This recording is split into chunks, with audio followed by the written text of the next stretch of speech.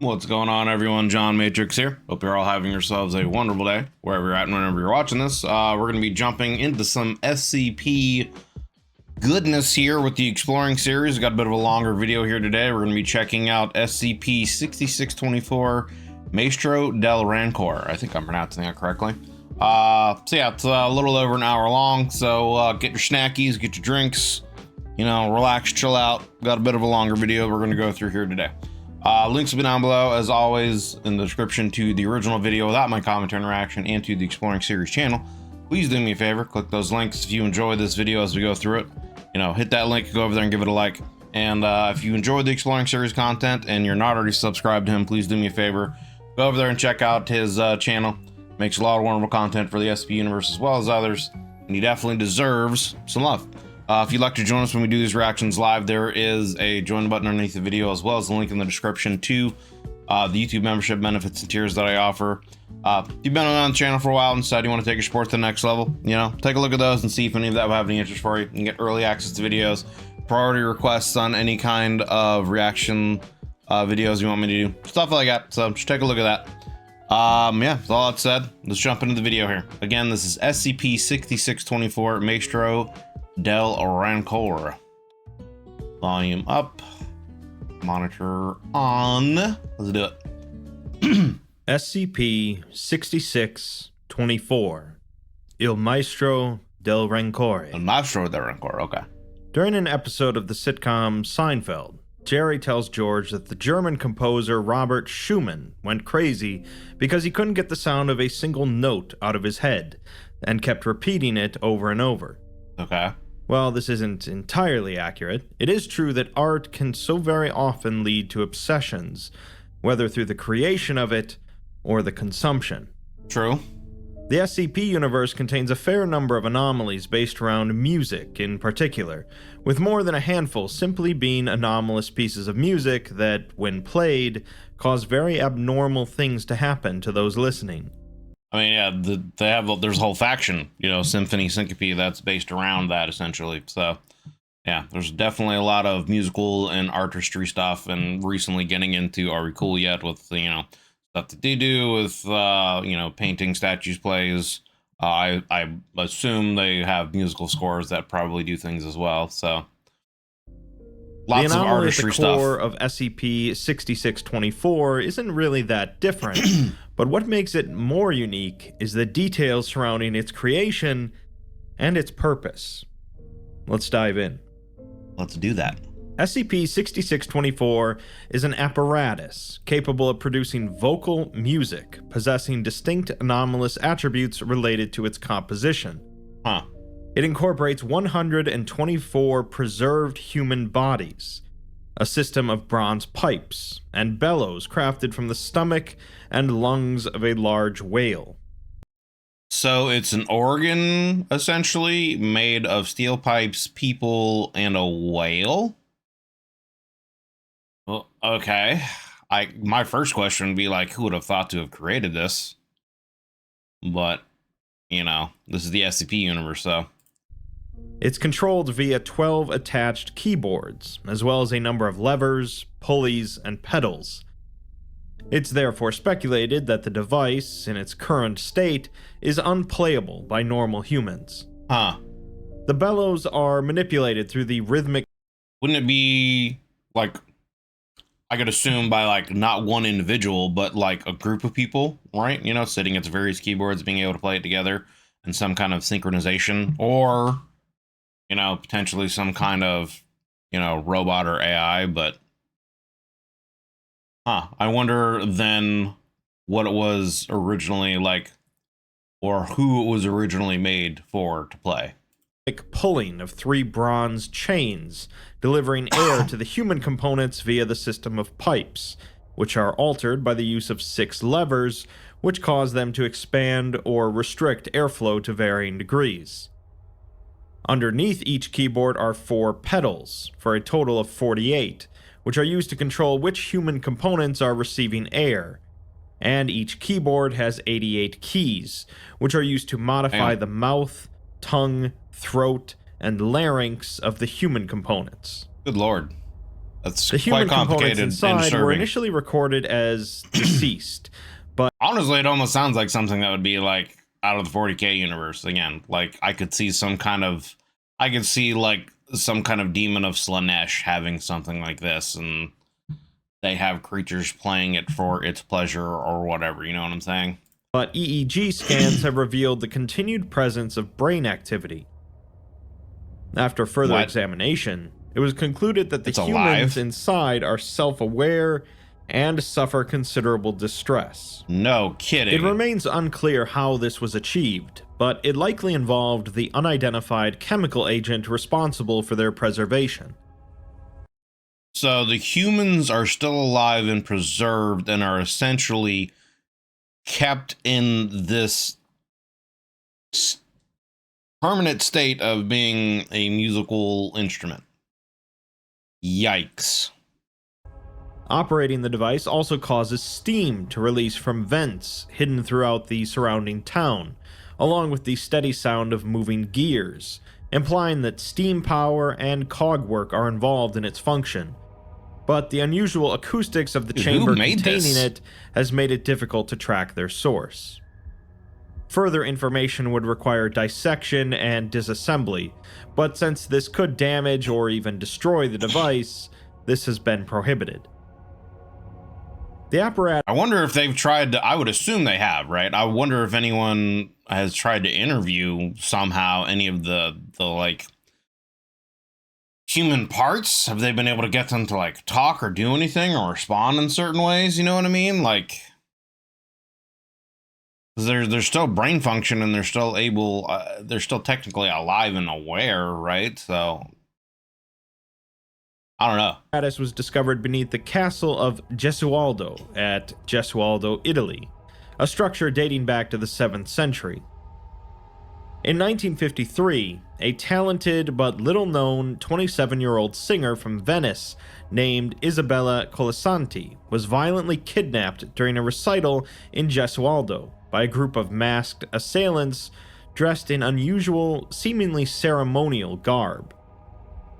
It's currently hypothesized that her invitation to perform in Gesualdo was extended by the kidnappers themselves. Right, it was a setup to begin with. Survivors of the attack report that the perpetrators appeared on stage in a cloud of black smoke, and many admitted that they did not Ninjas. immediately react, as they believed that this was part of the performance.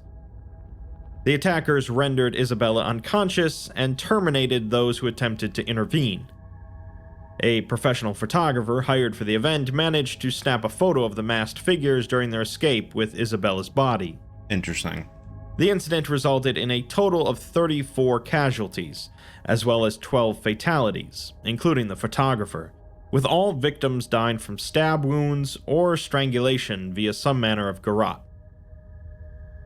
Local law enforcement proved ineffective in solving the case, with this initially chalked up to incompetence, although it was later discovered that they probably were in on in it. fact in league with the assailants. Yeah. Families of the victims grew frustrated with the lack of progress, so they brought their complaints to the state, which quickly responded by sending a team of investigators from Rome.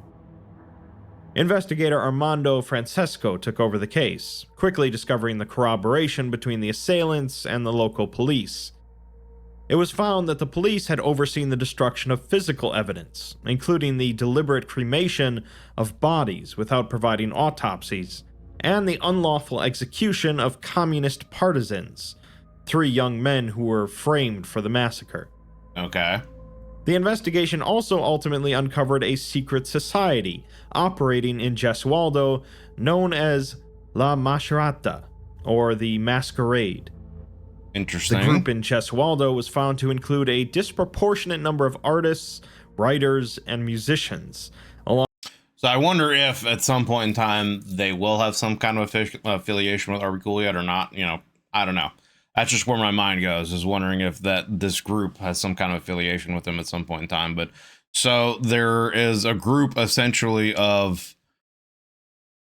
you know, a secret society of artists of some sort that call themselves the Masquerade, that for whatever reason have set up an invitation for this young woman to come and perform in this town, and they've kidnapped her, and the police obviously are on it. So this group has some kind of influence, money or otherwise. And so I guess, the question would have to be is what is significant about this young woman? Like, what are they after? I mean, if she's, a talented singer and they're musicians, they might, I would assume they want her as a piece in whatever this, music organ thing that gets created is. She's probably, I would assume, one of the human components in this musical instrument that has been created. I assume that's probably where this is going, and that's what they want her for. Along with several town officials masquerade. The group in Gesualdo was found to include a disproportionate number of artists, writers, and musicians, along with several town officials and senior members of the police force. So there you go, yeah. Interrogation of the lowest-ranked members directed detectives to a cistern from the Roman era, located beneath the castle, a location otherwise unknown to the general public. Discovered within was SCP-6624, along with a number of cult-related artifacts and documents, as well as the body of Isabella, which had been partially treated with an unknown chemical compound. Evidence indicates that she was incapacitated, originally recorded as killed, at 10:40 p.m. on December 30th, 1953, as part of a ritual designed to coincide with the zenith of Aldebaran, an orange giant star located about 65 light-years from our sun. The Foundation had an agent embedded within the investigation who reported all of this, and operatives disguised as members of the Italian armed forces proceeded to seize control of the town and amnesticize the population.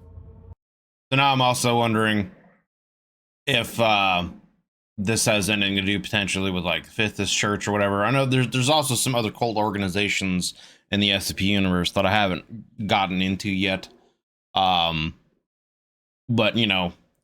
since going through some of the Fifth stuff, when you start talking about stars and whatnot and doing rituals around stars, that's where my mind goes, making connections. So I'm wondering if this has something to do with that potentially as well. If not, then I wonder, again, if we're going to find out some more information about what this star is and what this ritual is about.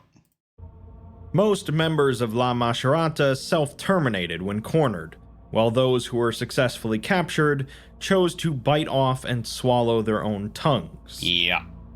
8 anomalous entities, resembling those involved in the kidnapping, were discovered in an immobile, possibly inactive state. So, I mean, like, when you have groups of people that are, like, loyal enough, hardcore enough to do stuff like that, then you gotta wonder, like, what is the motivation behind these cults, right?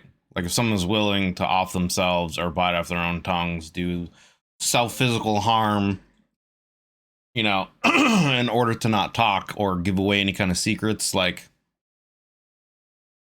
there's some heavy shit they're probably into. Their bodies were analyzed and found to be genetically normal humans, although their masks, resembling porcelain but more akin to chitin, have been fused to their faces via a viscous black substance. Masks made of a substance like chitin, so it's like kind of like bug, or like plating, right? Trying to think of what else like chitin could be a reference to. That's kind of where my mind goes, is to like, bug stuff, like bug plates or whatever. And then it was essentially like glued onto the face by some kind of black substance. Interesting. Efforts to test this substance have failed due to its rapid evaporation when removed from its host. And X-ray imaging suggests that it has consumed much of the skull, including the entire brain. Yikes. The entities are technically alive, but they neither speak nor move, nor do they require any sustenance. So I wonder if this is like a body snatcher kind of a situation, because like they have This substance, they said it's like let me listen to that again. And X-ray imaging suggests that it has consumed much of the have been fused to their faces via a viscous mass black diffused substance. of their faces from the substance. Efforts to test this substance have failed due to its rapid evaporation when removed from its host, and X-ray imaging suggests that it has consumed much of the skull, including the entire brain. So this black substance has consumed much of the skull, including the brain. So I would assume that would indicate that this black substance can replace certain parts of the brain, or just leave what's necessary left for them to function in certain ways. I don't know. But yeah, I'm wondering if it's some kind of like body snatcher situation where there's a cult that's, you know, bringing people into it. They go through some kind of ritual process where some kind of SCP creature anomaly or whatever is, you know, takes over their brain, and I don't know. The entities are because, you know, he said that at the beginning, this musical instrument that has been created from all this is something that seemingly is not able to be played by a person, which would then lead it to be like either it's got to be a group of people or some other kind of creature unknown. Technically alive, but they neither speak nor move, nor do they require any sustenance. Letters between cultists indicate substantial influence over European political, cultural, and religious authorities. The letters also contain references to 6624, which they refer to as Il Coro, or the choir, noting that it cannot be played until the arrival of Il Maestro del Rancore, the Maestro of Rancor, a prophesized entity of apparent importance. The surviving members of the cult were found to be low-level and ignorant. I have no idea if this has any kind of connection to Alagadda or the Hanged King, but it gives me very much like Alagadda, Hanged King vibes. You know, it's kind of this kind of, you know, Italian, European setting with like cults and all kinds of weird culty stuff going on, and this musical instrument, when he first mentioned it, made me think of like Alagadda. It just sounds like something that would happen in Alagadda, or that would be part of it, and you know, I don't know, it just feels like part of that setting. So I obviously have no idea if there's any kind of connection to it or not, but it wouldn't surprise me if that we learn that that is the case. Ultimately serving the interests of an unidentified inner circle whose true motivations remain unclear. Also among the documents recovered were 7 abnormally complex musical compositions, and a journal belonging to nobleman and composer Carlo Gesualdo. We're given a brief biography on Gesualdo, who was born in 1566 and died in 1613, and lived as the Prince of Venosa and Count of Conza. In 1586, he married his first cousin, but caught her having an affair with the Duke 4 years later, and immediately murdered both of them. Yikes. He then had their bodies, nude and mutilated, dragged outside onto the street for all to see. As he was a noble, he was not found criminally liable for the killings. Okay. Later, in 1594 and 1595, Gesualdo lived in Ferrara, regarded as one of the primary musical centers in Italy. Here he would engage in a great deal of composing, and upon his return to his castle at Gesualdo, he used his wealth to transform his estate into a similar center of music making, filling his court with singers and instrumentalists. He eventually died in isolation under mysterious circumstances in 1613, raising speculation that he had been murdered. Now, of course, that's all just the dry, mundane history that most people are aware of. Right. But the journal found in the hands of the cultists showcases a far more interesting history. The journal text has been translated from 16th century Italian and modernized, and I'll be reading them all verbatim. Verbatim. October 28th, 1590. Alberighi spoke to me of regret. Such audacity. I'm no murderer, for honor dictates my actions. and they were dead the moment they betrayed me. What followed, be it doom or destiny, was set in stone by God himself. To them I owe naught but contempt. Yes, I am unwell, but it is not remorse I suffer. Something changed in me that day, something elemental to my being. In my surrender to the wondrous fury of rage, it was as if the gate to my soul was torn from its hinges, and a stranger entered uninvited.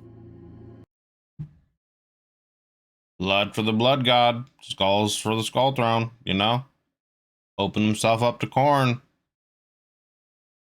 And he listens. But such cannot be, for my soul is protected by the Lord's unyielding bulwark. Truly, the mind is an imaginative thing when left to its own devices. Very true. Regardless, I sought an opinion outside my own, and my physician has diagnosed me as choleric, concluding that I merely suffer the symptoms associated with an overproduction of yellow bile. Long have I been blighted by an excess of black bile, but rather than bring balance to my wretched humors, the two instead share a morbid alliance, becoming, as if through alchemy, an affliction greater than the sum of their parts. I know little of medicine or its application, but I trust Calandri. God may hold my soul, but my health is in the good doctor's hands. He urges me to transcribe my thoughts and emotions so as to track my journey to physical harmony. November 6th, 1590. Last night I dreamed of a strange city, raised from a sea as black as forgotten memories. A realm where ebony stars burned dark across miasmal skies, and red liquid, neither blood nor wine, flowed up and down from alabaster edifices. Its architecture displayed the ungodly hubris of Babylon, both in scale and through its defiance of natural law, a maddening show of mathematical impossibility. These were the only universal constants of that mercurial metropolis, whose labyrinthine structure shifted from the splendors of the ancients to places only glimpsed in fevered delusion. Did this city, whose baleful towers and impossible geometry seek to make itself familiar, or was it an illusion of my own mind's creation?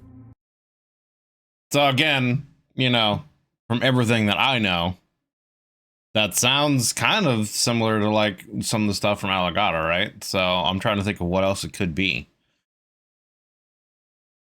But yeah, nothing else is really coming to mind. And it's also similar because, you know, we've heard of tales from Alagadda as well, from other people who have had, you know, visions, fever dreams, whatever you want to call them, and have had similar instances like this that have inspired them to do things, artists, etc.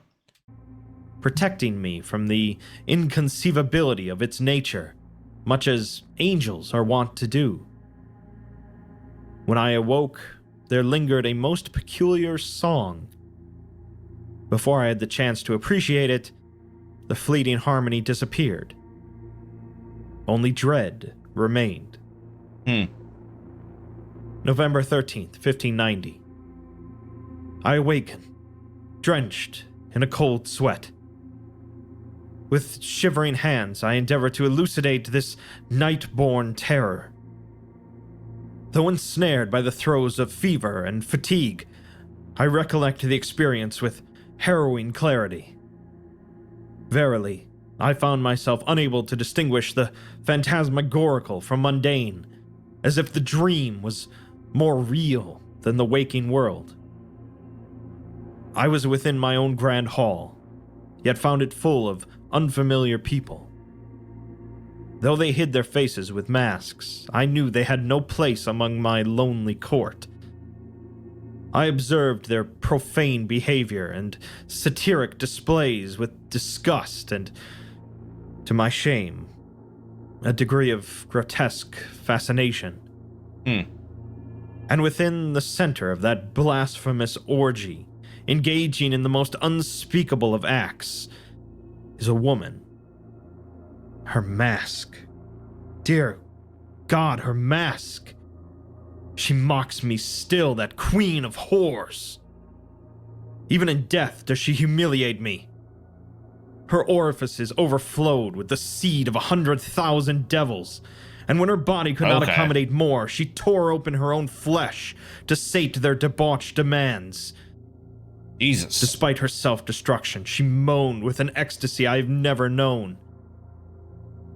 I cannot write more. That is quite the descriptive picture, right? I wanna listen to that again. Her orifices overflowed with the seed of 100,000 devils. Disgusting. Her orifices overflowed with the seed of 100,000 devils. And when she couldn't take any more, she ripped open parts of her flesh to accommodate more. Like the imagery that evokes in your mind. Like, Jesus Christ, dude. And when her body could not accommodate more, she tore open her own flesh to sate their debauched demands. Despite her self-destruction, she moaned with an... What character? There's a character in something. I don't remember if it's a game or if it's something with the SCP universe. I don't think so. I'm trying to think of who or what it is. It's like on the tip of my brain, but I can't think I can't remember the full story or the character name right now. But it has something to do with a woman who like that's what she sought after, right? Was to be as debaucherous and sinful as she possibly could be. And I don't know. I can't remember. Yeah. It, like a piece of the story is on the tip of my brain, but I can't recall the whole thing or the person's name. But I remember it being a part of some kind of tale. I don't remember. I want to say it's part of a game, some kind of lore of a game, but I can't remember off the top of my head. If I remember, I'll bring it back up. But this is what it's reminding me of: this woman, some kind of woman character that was so sinful that's like. All she wanted to accomplish was be as sinful and as debaucherous as she possibly could be to do something. I forget what, though. Ecstasy I've never known. I cannot write more, for this visage of hell grew ever darker, revealing satiric perversions beyond the ken of mortals. The crowd turned to face me, cackling with focused, derisive laughter. I've been made a cuckold. Again and again. Their ridicule tore the flesh from my bones, exposing my soul to a maelstrom of emotions. I called for help, but the mob was upon me. As I braced for defilement, I was roused from sleep by Alberigi, who had heard my anguished cries in the night. I wish never to sleep again, but Calandri forbids it. You know, it might be something in Elden Ring. If I'm, that might be, it might be like some kind of excerpt about, I think it is actually, now that I think about it. Let me hold up real quick. I'm going to take a quick pause from this.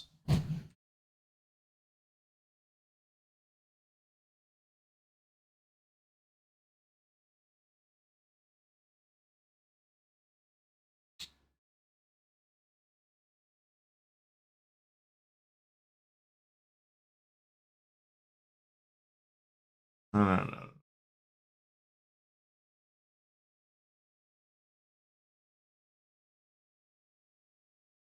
It's something.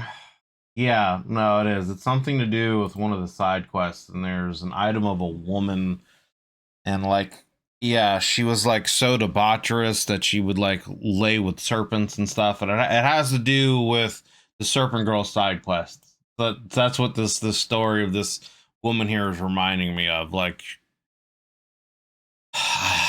anyway, yeah. Let's continue. He now feeds me bitter tinctures and herbs from the Orient before I sojourn for bed. He assures me that they will give me the strength to endure. In the name of the Father, and of the Son, and of the Holy Spirit, deliver me from this evil. Amen. November 25th, 1590. Despite Calandri's medicine, the nightmares have grown increasingly prevalent and ever more grotesque. It so often begins the same, as I descend those ancient stone steps, my body ignoring my own mind's protest. I enter the grand hall, always to find the masquerade. Black and white, red and yellow. Calandri speaks frequently of these colors, and has shown me how often they appear in nature and miracles, from the four humors to the magnum opus of alchemical pursuit. Though ignorant of the natural sciences, I listened to his musings utterly entranced. Black, white, yellow, red. Black, white, yellow, red. Here's what I remember. Negredo. The magnum opus begins with putrefaction. Heat is used to accelerate the process until all materials are... Yeah, it is Elden Ring. Here. I couldn't let it go. Yeah, it's the item description for Daedeker's woe. Disturbing likeness of a woman whose skin was flayed. She smiles with serene tenderness. It is said that this woman named Daedeker indulged in every form of adultery and wicked pleasure imaginable, giving birth to a myriad of grotesque children. So yeah, like, that's what it reminded me of. Had to actually find it and read it because, yeah, my brain just couldn't let that go. But that just the scene of what he was describing about that woman reminded me of that, and just, I don't know, man. Like, it invokes some crazy imagery. But let's back it up here a minute. I've been made a cuckold again and again. Their ridicule tore the flesh from my bones, exposing my soul to a maelstrom of emotions. I called for help, but the mob was upon me.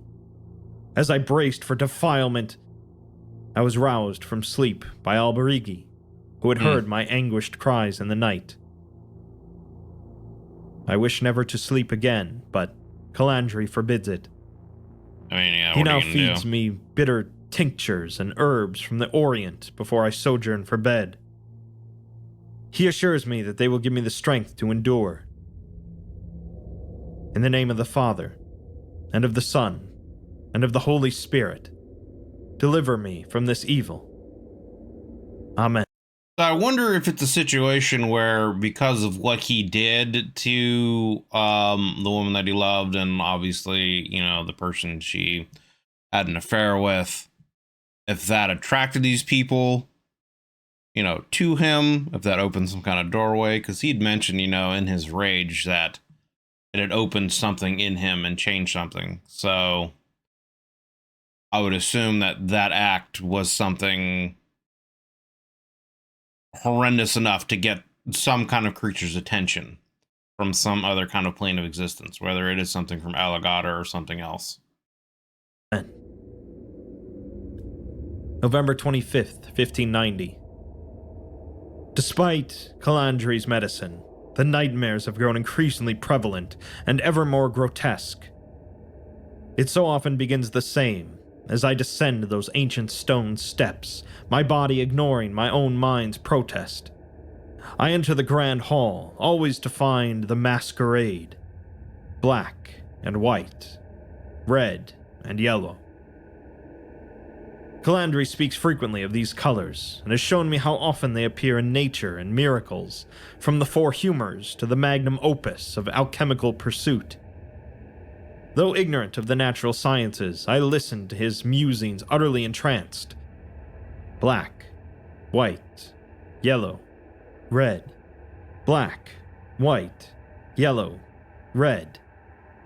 Here's what I remember. Negredo. The Magnum Opus begins with putrefaction. Heat is used to accelerate the process until all materials are black. This is the stage of chaos. Albedo. The materials must be cleansed of impurities. Xantosis.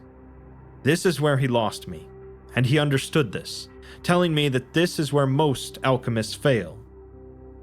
The materials must undergo transmutation, but the process requires the drawing out of inner light, the undying spark of the divine found within all God's children.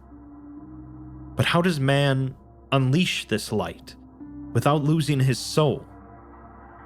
Might it be stolen from another? Rubedo. The end. Everything ends in red. He spoke to me of blood, but his voice grew distant and droning, as if my head was submerged in water. No longer listening, my attention was drawn to the far end of my bedchamber, where a jester dressed in many colors danced and capered. I watched, mesmerized by his merrymaking, as Calandri continued to vomit noise. The jester removed his bell-adorned hat and reached inside, pulling out a length of rope. I continued to watch, my eyes wide and unblinking, as he knotted the rope into a noose.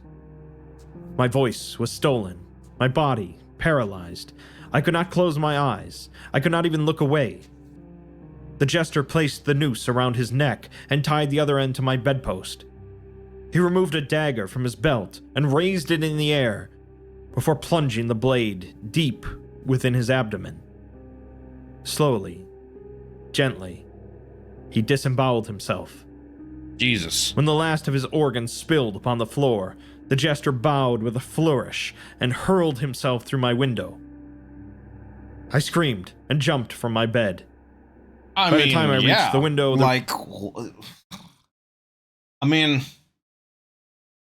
I guess he's in some kind of like trance state, right? So he might not, and he's saying that, he doesn't have control over his faculties, right? Can't move, he can't speak, he can't do anything. All he can do is sit there and watch. But like, seeing something like that, seeing a man self-disembowel himself and then run and jump out a window with a noose around his neck, you're starting to see some weird shit, man. It might be time to move, right? Like, I would feel like if I was him at that point in time, it might be like time for a change of scenery, go somewhere else, get a fresher, different perspective, make sure the house isn't like, haunted, have some priests come in, do some exorcisms. I don't know, man, something. There's some weird stuff happening. There was no sign of the fool. The nightmare. Like, see if these nightmares and things are following you or not, Is no longer bound to sleep alone. God help me. Calandri fears that my affliction may be beyond his help. Might these horrors be demonic in origin? I will send a request to the Bishop of Avalino at dawn, for I now have little doubt that something wicked haunts my castle. An evil which seeks dominion over my very soul. December 3rd, 1590. I received a curious letter today. A reply to a missive I have no recollection of ever sending. The script is strange, shifting between recognizable words and utterly foreign symbols. I could not look upon it long, and asked Alberighi if he would attempt to read it. He tells me that it is written in plain Italian, and that it contained nothing strange or remarkable, save its exquisite calligraphy and general penmanship. Now he's starting to see notes with strange foreign writing on them, where when other people look at it, they don't. So I wonder if it's a situation where, like,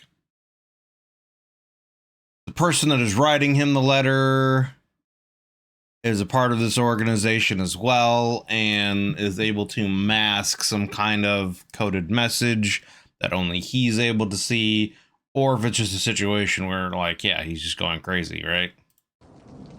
The letter was from the ambassador of Alagadda, Yeah. a faraway kingdom I had never before heard of. The ambassador was evidently thanking me for my invitation, informing me that he would arrive no sooner or later than the 30th of this month. This news filled me with an inexplicable dread, well beyond my usual unsociable reflex. Alberigi. So I mean, yeah, there you go. It's pretty much what I thought, that this is tying back into Alagadda and Hain King lore, and it very much challenges so. He assured me that I sent the invitation in October. Why does memory fail me? December 10th, 1590. The masked fiends are everywhere, stalking me in the night and escaping into the mirrors. My courtiers tell me that it is all just a trick of the mind. No longer am I able to discern reality from fantasy. To be safe, I've shattered every looking glass in my estate. Glory be to the Father, and to the Son, and to the Holy Spirit.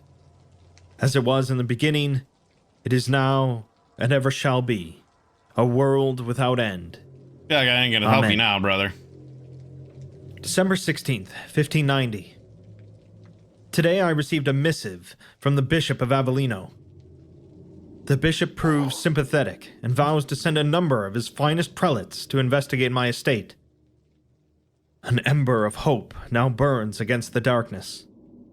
I will try to take comfort. Can you imagine that too? I mean, like, this is, back in the 1500s, so everything's done by mail courier. Like, nowadays, if you have a problem, you can, if something's going on in your house and need someone to come out and look at it, you can usually get someone out, to your place in 24 to 48 hours, right? For whatever reason it might be. But like, you're talking back then, that's like weeks, maybe even months. They got to have a letter that gets sent out to them. They have to then, approve the request. Then they got to potentially find the people they want to send out there, and they could be on other missions, around wherever in Europe. They got to be brought back. Then they got to, supply and get ready for the journey, and they go out there. So, I mean, like, you're talking, he could be dealing with this situation for months on end before anyone of any kind of help that he would be seeking could get out there. So, like, yeah, that in and of itself would be pretty crazy too. In its light, however faint its flame. I've not forgotten that other letter, a reply to an invitation never sent. The fated day draws nigh as fear coils around my heart. It is content to feast slowly, savoring my suffering as it devours its way to my soul. December 18th, 1590. My world vibrates with the most cacophonous of music. The servants claim they hear nothing, but even the wine trembles within my cup. The noise grows ever louder, ever deeper with the progression of the day. Blood flows from my ears, and I feel as though my bones have begun to fracture. Perhaps it is a blessing disguised as a curse, for it helps rebuff the cruel embrace of sleep. I cannot face those dreams again. They fill my soul with ungodly urges and a singular self-destructive instinct. Oh, how I long for the sweet release of death. God have mercy. Where are the priests? I call on every saint and every angel, deliver me from madness. That's what I'm saying. Like, he's still waiting for any kind of help to get there, and by the time they get there, like, he's already been driven mad. Potentially to the point where he might off himself. So, what else can, like, yeah. What else would you really be able to do in that situation during that time period, you didn't have someone that happened to be in your town that could be some kind of expert on what's going on and could help you out, there's really no other recourse. December 23rd, 1590. The prelates arrived at noon. Having thoroughly inspected my estate, they determined the presence of something unholy. Their leader informed me that my suffering was not merely the work of spirits or minor devils, but showed signs of Satan's direct interference, and that I was undoubtedly targeted for my years of piety. As I write this, they consecrate my halls with holy water, and replace that abhorrent cacophony with the hallowed sound of chimes and prayer. Tonight, they intend to exorcise the evil from my body. By the grace of God, I will be saved. I feel like it's not going to go very well at all. December 25th, 1590. On this holy day, I am saved. Christmas Day, 1590, huh? Though their work was arduous, they restrained my body and expelled Satan through the righteous mortification of the flesh. I see little reason to continue this journal. My grace renewed, I can return to the joy of my music. Curious still is the letter from Alagadda. Yep. I assumed it was another delusion, yet here it resides atop my writing desk.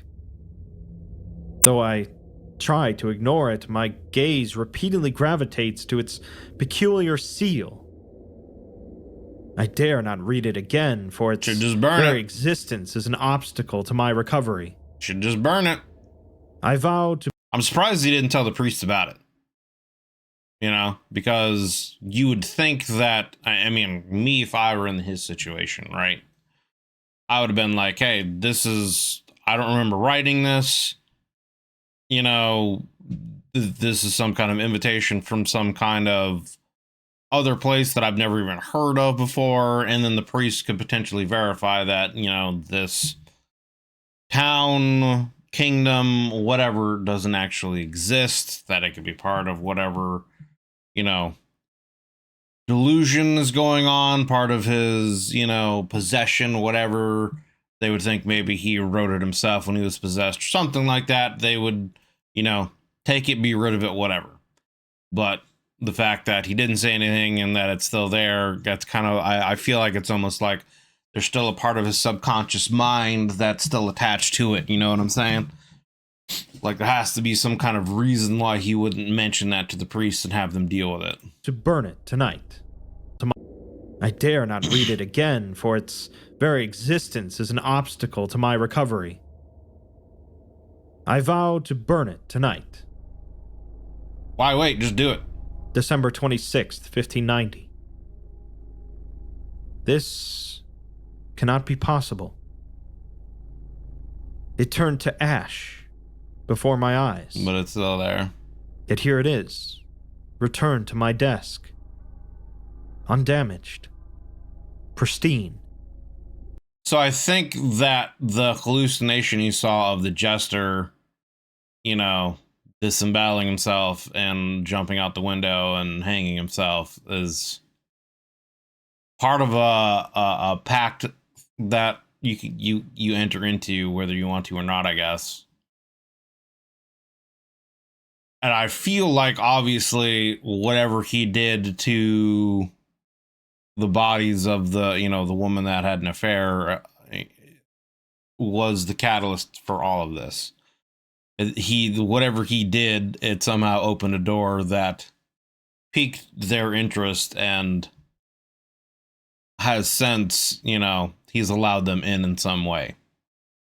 I wonder what, if there is any kind of way to like rescind this invitation, whatever. From the stories that I've heard so far, you know, there's like the pact of the hanged king or something like that. I forget exactly what it's called, but there's some kind of like ritual that you can do to essentially summon either the ambassador or some kind of representative from Alagadda. And once you do that, you like are brought to the Hanged King or some other kind of entity, and you like the pact of the flayed man or something like that. And then, yeah, you essentially submit your body and flesh to like the Hanged King or something along those lines. So, like, you would think there's got to be ways of like getting out of some of these things, right? But maybe not. Maybe once you agree to it, that's it. But it seems like he said, he felt like something opened up and changed in him after, you know, he took his vengeance. And then, you know, since then, he's kind of tried to fall back into prayer and being a godly man, but maybe it's too late. Maybe it's a situation where once you cross that line, there is no turning back. I fear what this day shall bring. December 29th, 1590. The church has failed. God has abandoned me. Hope, it seems, was always an illusion. No longer can I trust the members of my court. They conspire against me in some unknowable but nonetheless nefarious plot. I am, and have always been, completely alone. Though I do not sleep, the nightmare remains. It engulfs my estate, infecting all with its delirium. Darkness gathers at the windows, blinding me from the world outside. The walls bulge and crack, bleeding black oil strewn with entrails and drowned rats. Yummy. The halls contort, perverting any distinction between up and down. My ancestors writhe within the frames of their portraits, and in unison shriek laments. I seek to escape, but find egress barred by forces beyond my strength. I was too weak. I have always been too weak. The power destroyed me, purged me of agency, and lit my path with false hope and foolish faith. I cannot fight this any longer, and welcome obliteration. The fated day is here. I don't think you're going to get obliteration, brother. December You're going to get something much worse. 1590. Impossible music reverberates from below. Alberigi stands at my doorway, his face erased by a porcelain disguise. His movement and poise resemble that of a marionette. I fear a stranger now moves his bones. His voice is wrong. I know in my heart that this man has no soul. He informs me that the ambassador has arrived. God have mercy. January 12th, 1591. I was a fool to dread their arrival. My suffering was not without purpose, for what I endured was merely the birthing pangs of an awakened soul. Initiated into the secret rites of Alagadda, I have become one of a chosen few. To my initial surprise, Calandri was among them. Though unrecognizable in his disguise, he approached me openly and eased my concerns with his calming familiarity. So now I wonder if that was always the case, or if, I mean, I guess it could, right? Because he knew of the letter and he swore that, you know, his master had sent the letter previously, even though he had no knowledge of it. So it could be that he was with them all along. But I wonder if it's just a case where, like, everyone in his court, you know, along with him, their souls belong to Alagadda, you know, if that's what has happened. Or maybe they were of Alagadda the whole time, trying to, you know, get this guy to go through this ritual. He gave me a mask and told me to wear it, citing the customs of Alagadda. I now understand his part in my awakening. He is to become my mentor, guiding me to the truth, as Virgil did Dante through the bowels of hell. The ambassador entered my court with unrivaled splendor, an entourage of tumblers and jugglers, bards and balladeers following in his wake. He bestowed a gracious bow and introduced himself by title, never divulging his true name throughout the entirety of his stay. Interesting. Dusk-colored silk was wrapped around his entire body. That makes me wonder if there's some kind of weird fake connection with Alagadda, because names have power to them, and knowing their name can give you power over them. Something along those lines. From his curiously heel-centric chopin to his pointed hood, the fabric bound taut like the bandages of long-dead Egyptian kings. It was an unexpectedly drab attire compared to the luxurious garb of his attendants, with their alabaster masks, ruby-encrusted golden jewelry, and ink-dyed doublets and pantaloons. We discussed a multitude of subjects, exploring the hidden depths of art, music, and philosophy. Though much was beyond my comprehension, I listened with fascination and savored every forbidden word. He finally spoke of the Hanged King, his mystery and supreme power. I remember his visit as one remembers a lingering dream. When he was gone, he left something of himself with me, and I gave him something in return. I do not recollect the exact nature of our bargain, but it doesn't matter. I would have surrendered anything for this. He has marked me with their sign. The tears that stain this page are testament to his glory, for he has carved the Musica Universalis upon my soul. I must find the voices and show mankind the true harmony of the spheres. The Musica Universalis. Interesting.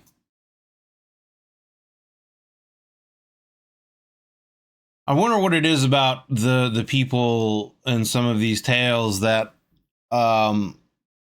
seem to be chosen by the ambassador or whoever of Alagadda to, I guess maybe they just have a potential in them to create certain kinds of works of art, plays, music, paintings, statues, whatever, that can just be gateways to people's souls that can, you know, bring them to Alagadda or entice them to some kind of pact with the Hanged King in some kind of way. February 7th, 1591. Oh, ignorance. I see now, through the eyes of true lucidity, the deception of your bliss. What we call reality is nothing more than a tightly controlled performance. Life was one of anguish and pain, suffocated beneath the unnumbered falsehoods of this world. But no longer will I suffer the church and its lies, their poison fed to me since infancy. I hear the music with such clarity now. It is the only truth I require. February 24th, 1591. Though I have always known him to be intelligent, Calandri proves more learned than ever suspected. My lessons have begun with forbidden astrology, cosmic secrets long suppressed by the church. Oh, how they fear the stars, their dread portents, and infinite incomprehensibility. Interesting. Interesting that stars are starting to play a factor into this. And I don't know. Again, because of what I know from, you know, other SCPs with dealing with the Fae and Titania being their god, goddess, whatever. And as he said, he doesn't know his name. The ambassador didn't give up his name. It makes me wonder if there is some kind of fake connection with all of this stuff. Yeah. And I wonder how these stars, like, are these stars goddesses in different ways? And, you know, how does that kind of play into it, etc. We spend these nights operating. Is Alagadda actually like one of these stars, you know? Is it actually on a different world in one of these stars or something like that as well? And that's kind of like part of what they worship as a way to get there. or allow them from Alagadda to come here or something. You know, I don't know. Infinite incomprehensibility. We spend these nights operating strange tools composed of bronze and polished glass, optical instruments that Calandria assures will be common in the years to come. Through this apparatus, we search for the doomed worlds and chart the flourishing of the void. He speaks often of Alagadda, the sleeping city, whose black stars scream their secrets for all eternity. Our brotherhood, whose black star screams their secrets for all eternity. Interesting. I wonder if that's a reference to some other kind of SCP that I don't know of. People have mentioned in the comments for me to react to some other videos, and some of them have to do with like a black star or dead world or something. So I'm wondering if that's some kind of reference that I just don't know or understand yet. Scream their secrets for all eternity. Our brotherhood is one of many. Our sovereign, a king whom even emperors have humbly served. April 6th, 1591. Calandria proves a masterful tutor, and I've learned my lessons well. His grimoires are incalculably old, their pages bound by iron locks and shackles. Today I asked my teacher about lofty Alagadda, and of whence it was raised. He told me that the sleeping city predates all creation. Its high fanes already ancient, when the gods were not yet more than a dream. Interesting. So, I mean, if that's true, then that would mean, like, the Hang King would be one of the oldest, if not the oldest, you know, entities, and potentially one of the most powerful, if not the most powerful. And, you know, there's stories that say that he is comparable to, you know, some of the other gods like Yaldabaoth or Meccan, etc., etc. So, it very well could be. May 15th, 1590. I wonder how this would fit in, just because, you know, the Cactus verse, with how detailed it is kind of my overall headcanon, I guess you could say, that I look towards for the SCP universe, and I kind of draw a lot of stuff from that. So I wonder, like, how Alagadda and this would fit into all of that, because obviously, you know, Adam LSM and, you know, Papadopoulos and all that stuff was what came first, according to, you know, that canon. So is it just that this potentially could have been first, and this is just a lost city, or a city that was locked away by Adam LSM and, you know, some of those other ones? Is this potentially supposed to be a city from everything that isn't, and somehow, you know, maybe through what Adam did to pull the crown into existence, open a gateway for Alagadda from everything that isn't to come into our realm, and that's part of that, you know? Are they supposed to be, you know, are they like a corruption from everything that isn't, that is now influencing part of everything that is, you know? That would be an interesting story, or at least a pathway of storytelling. 91. May 15th, 1591. I have completed the first composition of what is to be my Magnum Opus. In my excitement, I summoned the greatest singers of my domain. The anticipation is So now we're getting into, I would assume, the creation of this musical instrument. almost more than I can endure. May 17th, 1591. All have failed me. Did these fools seek to mock me, or were they always this incapable? They protested against my demands, claimed that my instructions were indecipherable, that what I desired was simply impossible. I had them tortured for their lack of talent, and lo, from their anguished cries, I produced the sweetest melody. From the wheeze of a punctured lung to the death rattle of the disemboweled, the words and notes flowed from their broken bodies until there was nothing left of them to take. The music, the ecstasy, man, woman, or child, It mattered not, as I exulted in their destruction. In the end, I was breathless, covered in blood and bile. Oh, what a grand and intoxicating symphony. So did he complete this musical instrument, and now whenever anyone comes and listens and plays it, they're essentially, destroyed in a pretty violent manner, it sounds like, to the point where blood and viscera are going everywhere, kind of a situation, I would assume in some kind of way, anyone that listens to it, then their essence would be, given to Alagadda and the Hanged King. I never meant to hurt them, but they had sinned against the universe itself. Or is this just him talking about the people that failed him? Were these thoughts truly mine? I felt the ambassador at my side, caressing the darkness within me. There is another. Such hatred. An odium so great it reaches the sun. June 20th, 1591. I was lost, but Calandri found me and returned me to the fold. I surrendered to foolishness, born from a disease of guilt. Through violence, he has cured me. Guilt, mercy, compassion, each a tether on my soul from which I must be torn. This picture right here, now that I'm looking at it, it really kind of reminds me of schoolroom area at the end of Bloodborne. A tether on my soul from which I must be torn.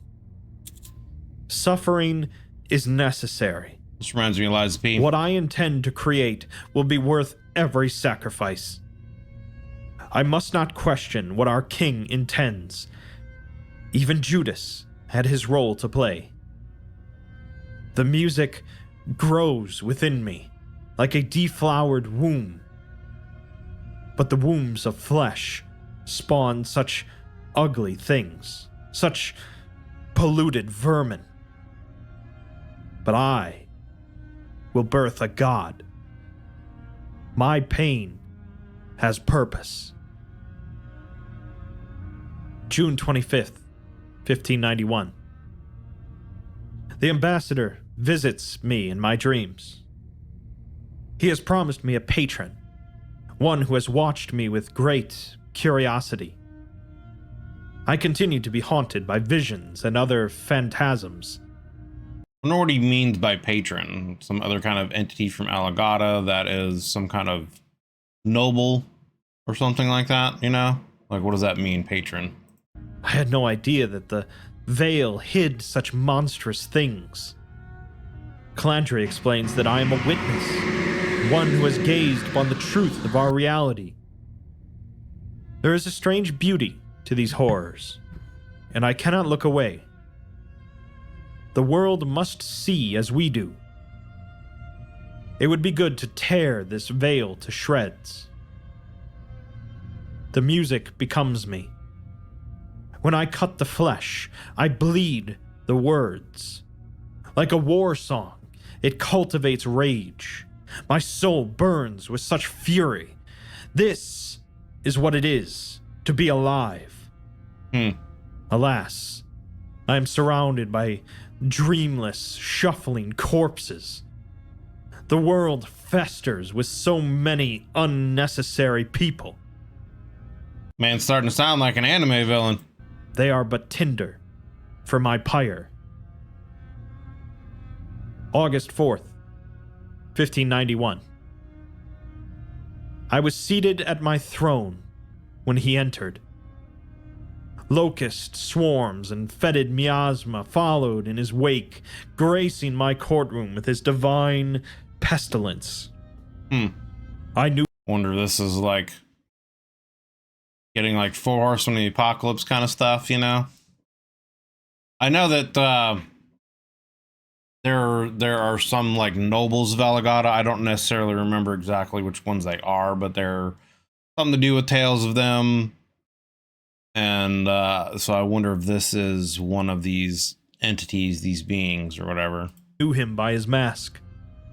The seething prince, lord of the Yellow Court.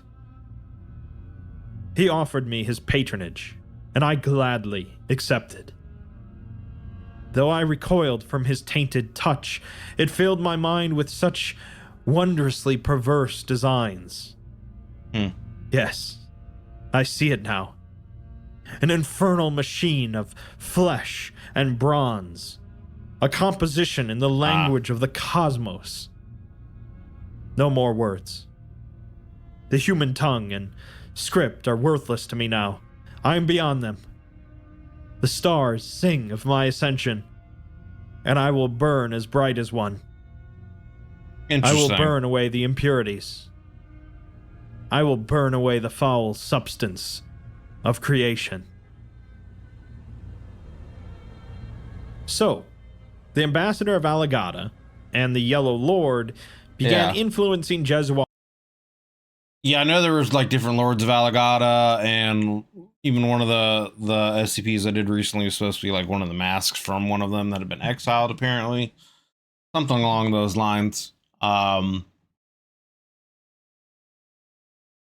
yeah, it still makes me wonder, like, as I'd said earlier, is this a situation where he'd always been targeted by Alagadda as one of these beings? Was it what he did to his mistress or whatever that had an affair that opened him up to being targeted? You know, because it sounds like his, you know, butler, helper, manservant, whatever the proper terminology is or whatever for this person who seems to have been a member of Alagadda and then became his instructor, teacher, or whatever. You know, it seems like he might have been part of this the whole time, but it could have been a situation where that wasn't the case. And when he started, you know, letting these things in, some other kind of entity took over that, you know, person's body, you know, who knows?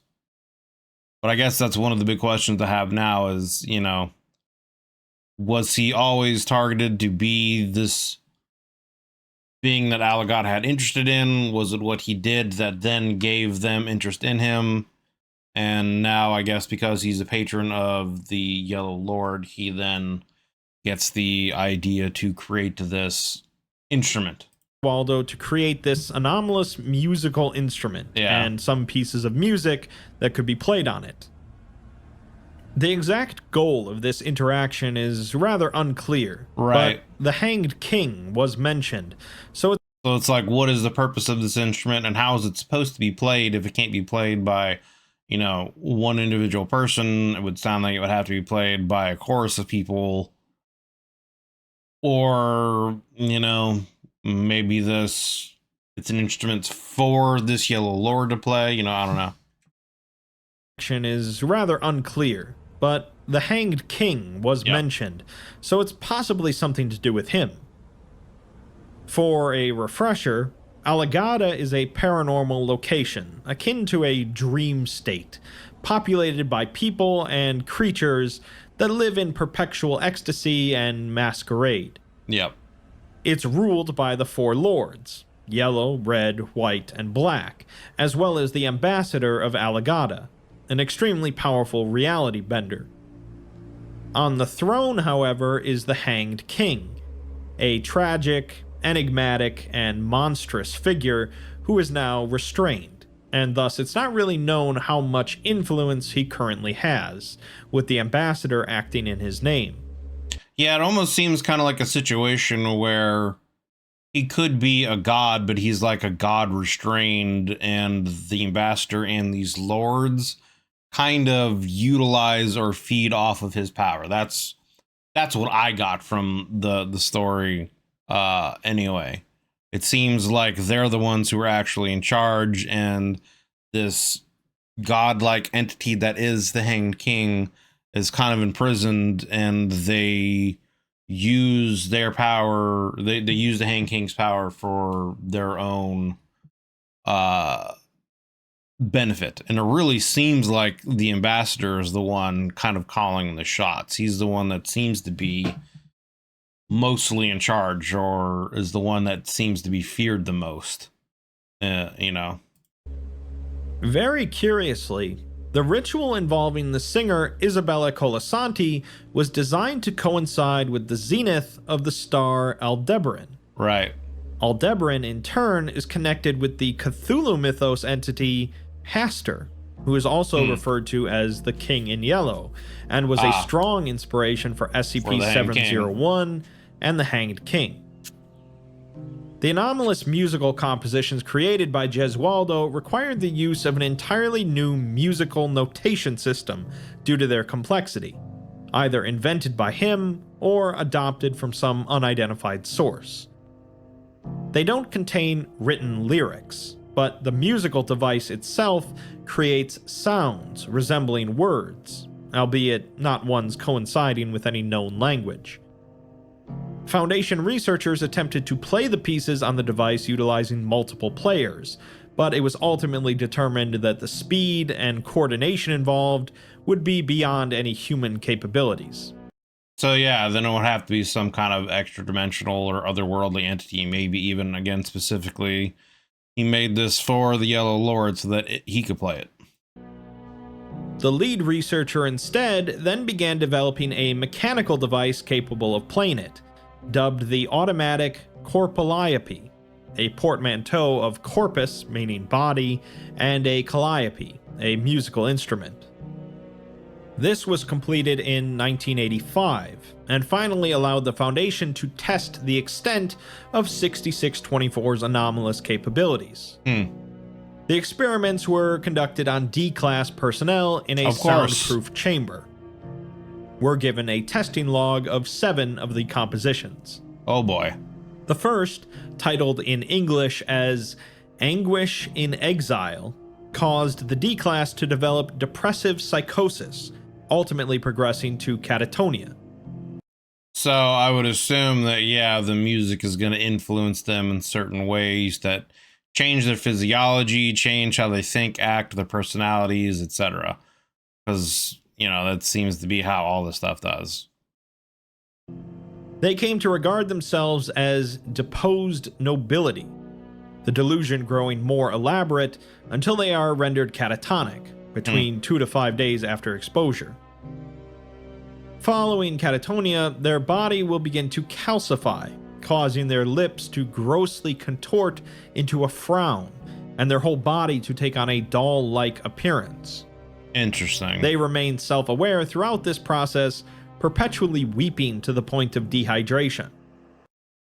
So I wonder if they then become like one of the people that are a part of the instrument and they can be added to it. The Foundation kept the subjects alive for a year via forced feeding and intravenous hydration. That's but terrible. They were eventually terminated after nothing changed. That is pretty messed up. Titled as Gospel of Rage, caused listeners to show signs of growing agitation and aggression, eventually becoming violent while showcasing supernatural strength and or pain tolerance. They will initially attempt to attack non-afflicted humans before ultimately turning on each other. The last remaining subject will then undergo spontaneous human combustion, converting their body to yellow ash. Interesting. The first time they tested this, the D-Class managed to breach the research station, exposing 2 researchers to the song, and ultimately resulting in 25 casualties and 7 fatalities. Yikes. The third composition, titled Oh, the Ecstasy of Agony, triggers self-destructive behavior in listeners, compelling them to repeatedly injure themselves while in an apparent state of manic euphoria.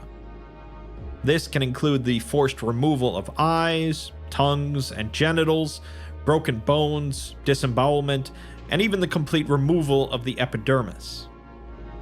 As long as the music continues, subjects will not appear hindered by their injuries, but as soon as it stops, they will immediately experience pain, loss of consciousness, or death.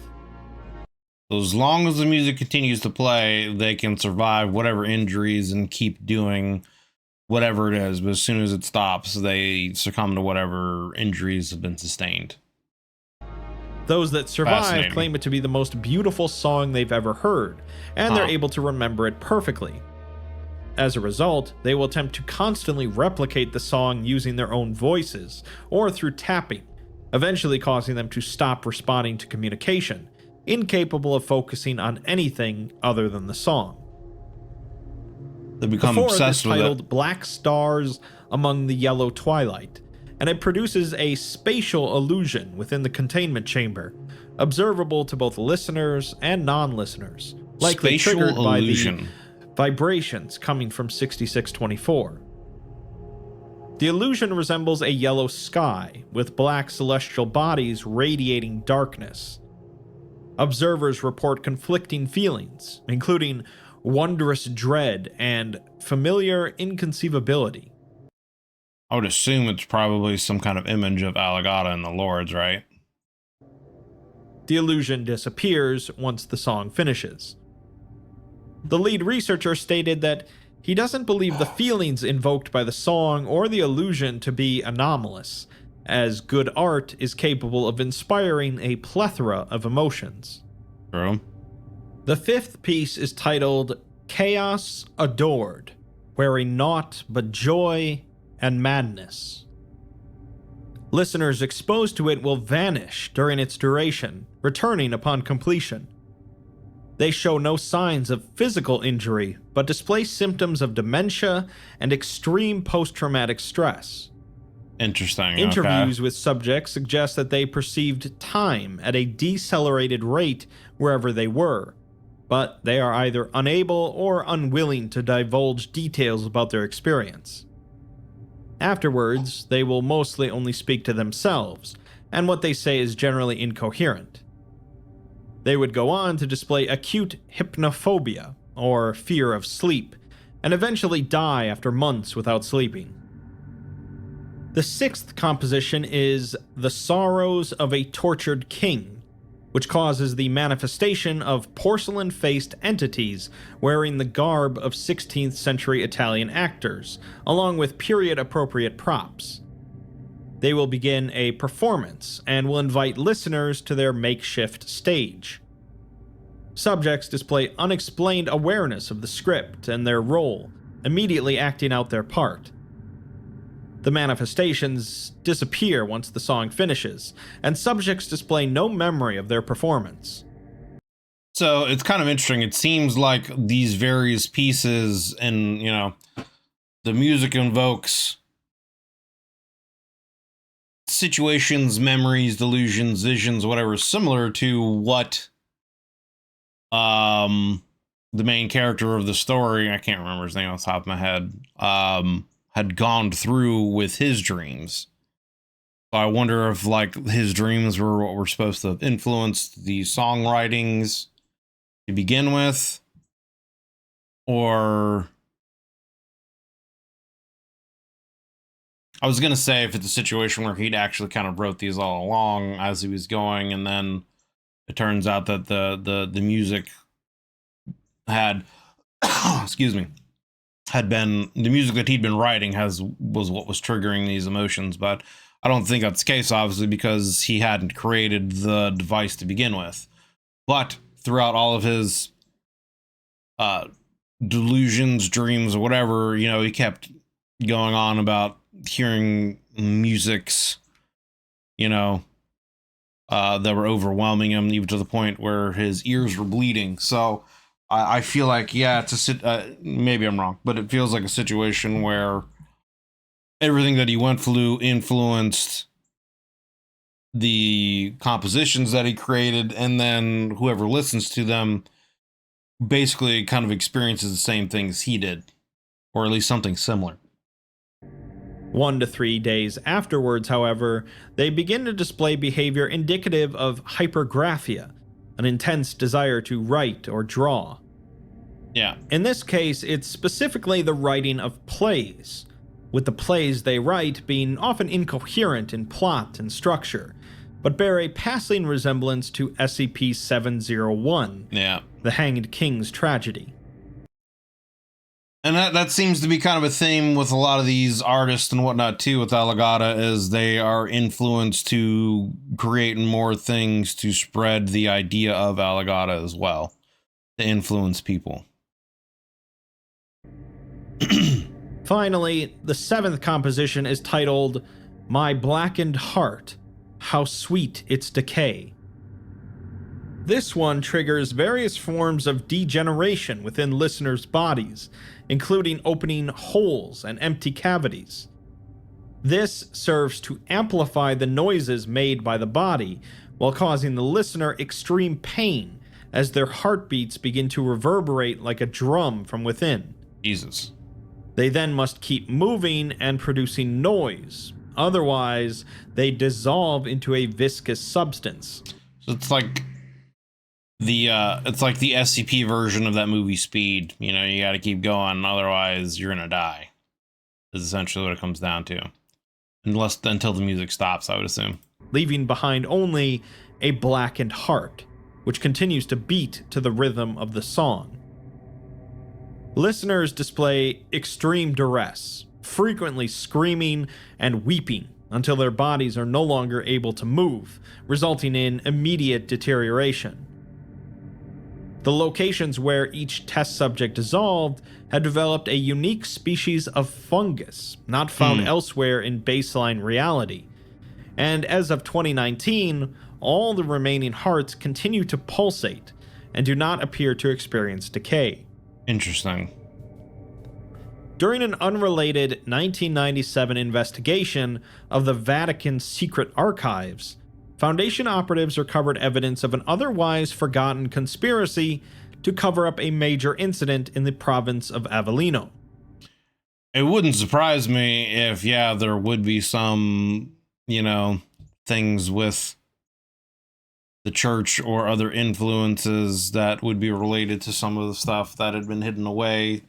There probably would have been throughout time other instances of stuff from Alagadda that maybe the church had to have, had to deal with and secret away before maybe the SCP was, the organization that it is, or other organizations were around, SCP-6624 wasn't mentioned, but letters between members of the College of Cardinals show frequent, albeit vague, references regarding Carlo Gesualdo and his eccentricities.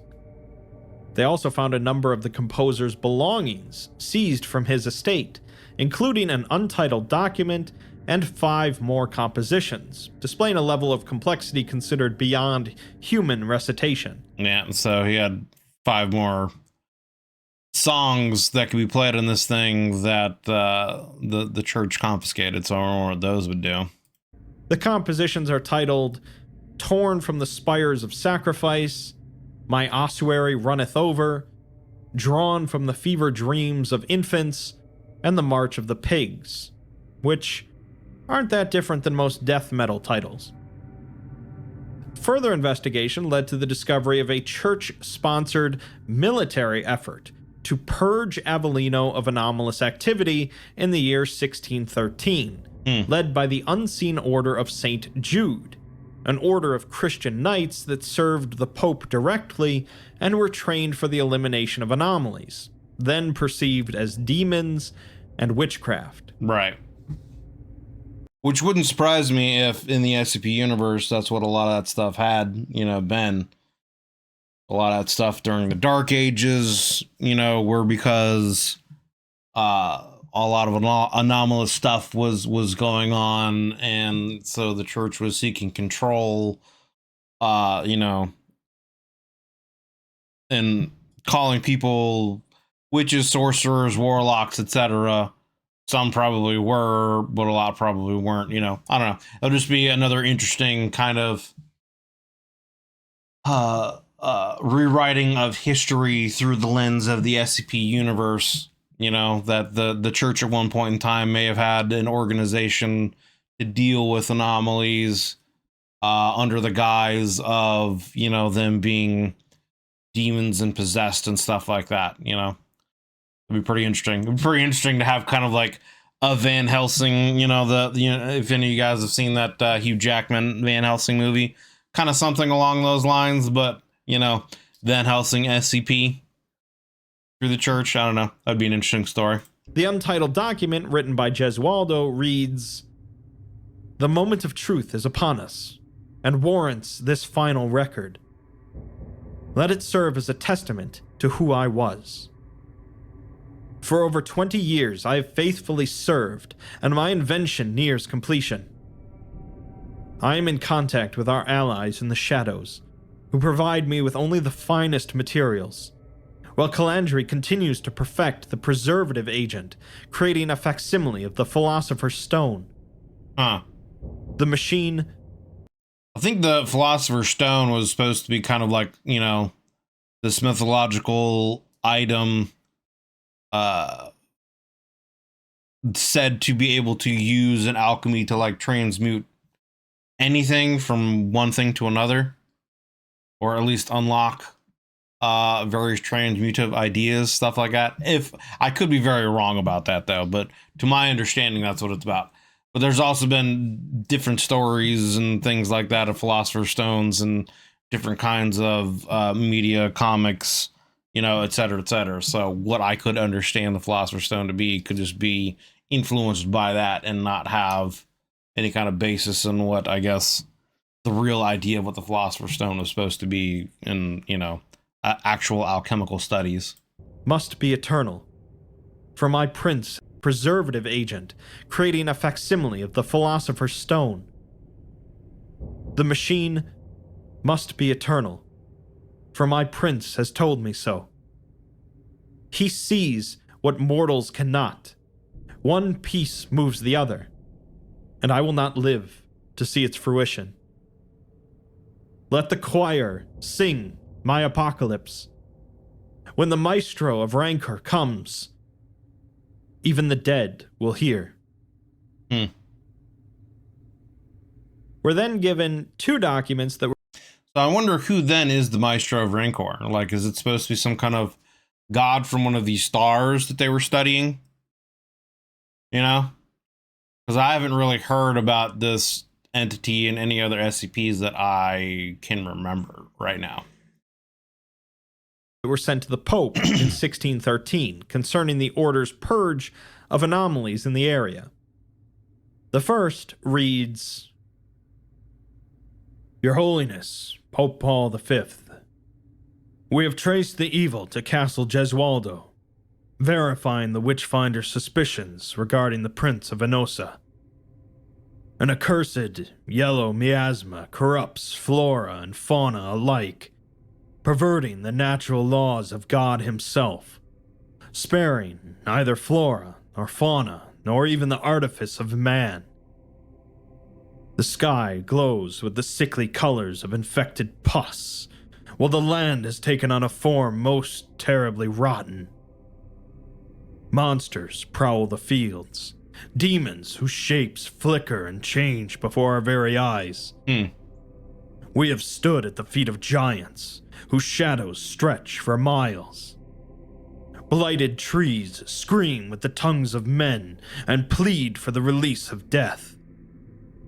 Buildings once familiar now display impossible geometry, transforming urban centers into inescapable labyrinths.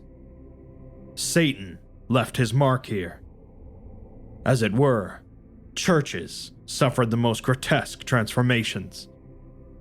Once, in order to escape a maze with no apparent exit, we tried to break down a wall, only to find the interior full of blood, sinew, and lined with eyes."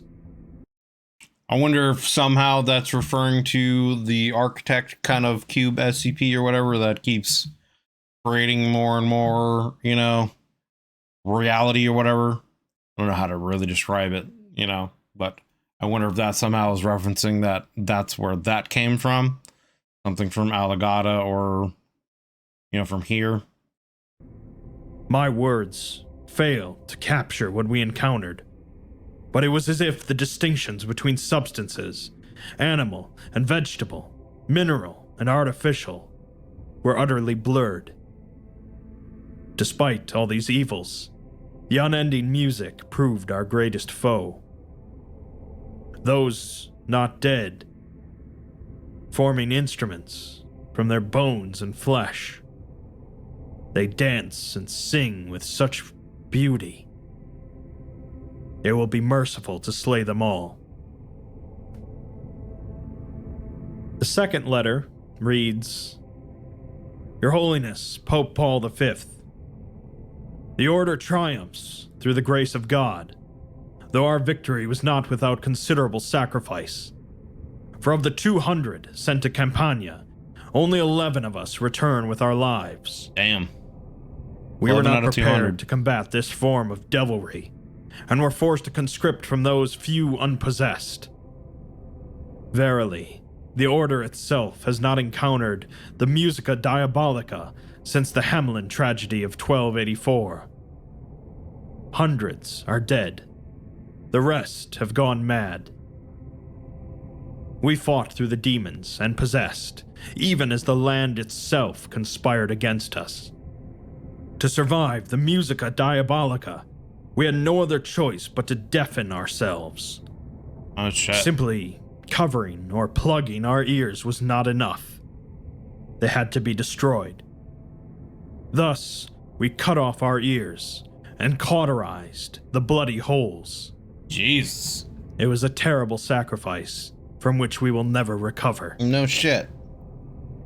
For weeks, we laid siege on Gesualdo, the source of this chaos, and finally breached the castle yesterday. What we found within was beyond description. Despite the horrors we already endured, my men were immediately stricken. It was as if hell itself had been pulled into God's creation. Some lost consciousness, others took sick, while a few felt they had no choice but to fall on their swords.